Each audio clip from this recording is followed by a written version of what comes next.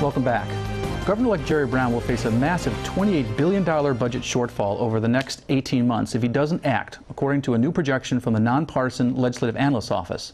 The reason for California's budget problem are threefold. First, tax rates are slated to drop this year.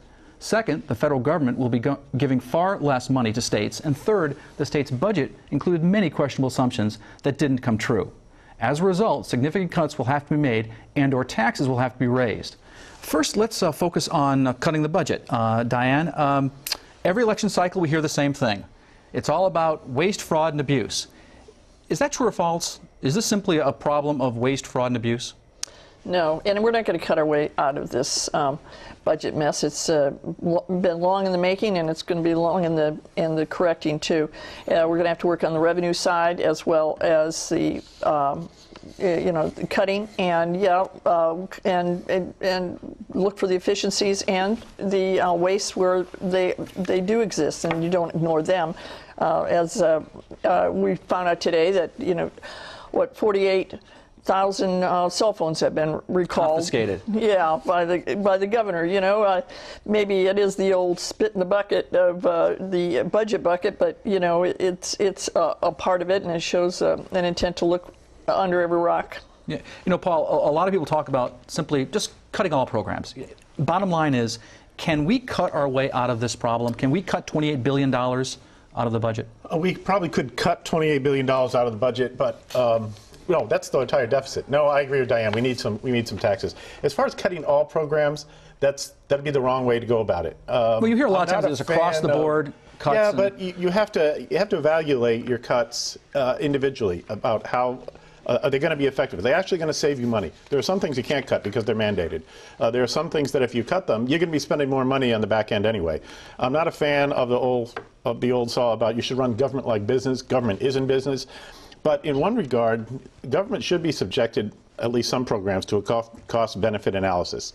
If it is costing us more money, we can do it in a more efficient way, then make those cuts. Well, Judy, a lot of people acknowledge that some kind of cost cutting is going to have to occur, but there's a question of whether Californians can actually deal with the truth. There was a recent LA Times poll that said that 76% of Californians believe that education does not need to be cut. And of course, that's the largest part of the state budget, 43%.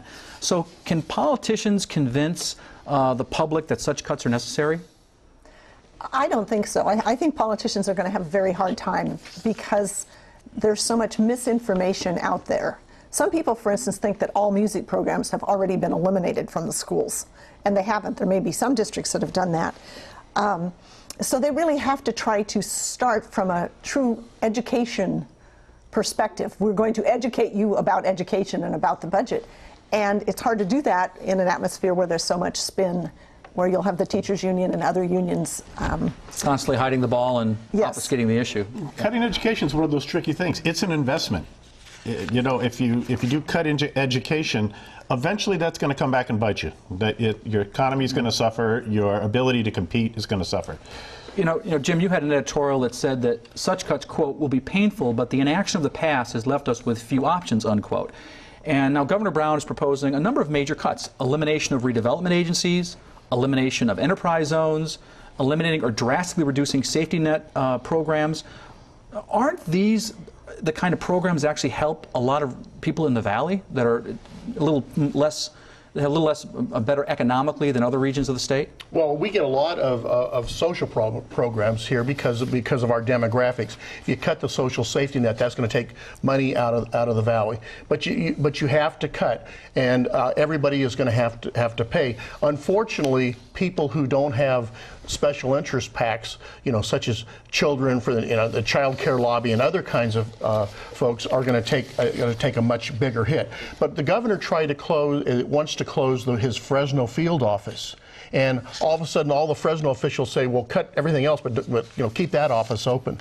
Everybody, every small cut has a constituency. I'm sure that there'll be a cell phone constituency. Verizon or AT&T will be. I want to ask a question, because we've got about a minute left in this segment, about this broad restructuring plan that's being called historic that Governor Brown is proposing. Quickly around the table, what do you think of this? Is it going to go over with the state government, local governments? It's passing programs onto the local government, making them pay for it, and they probably won't have the money to do it. I think there's going to be a big suspicion. I think some are calling it the shift in shaft. You know, whether or not there's plenty of evidence that they have not, you know, provided or continue to provide the resources to go with these responsibilities. Just one aspect in Tulare County, the Williamson Act will cease to exist. That's tax breaks for ag land. That's going to be a tough program to do without in Tulare County. Judy? I think that if the voters mistrust government, I would say local leaders mistrust state government as much as the voters do. It's going to be hard, maybe more hard thing to sell. Okay. Well, thank you. Well, when we come back, we'll talk about one of the high-ticket items that some say is crippling state and local government, public employee pensions. That conversation when we return. This is the Maddy Report.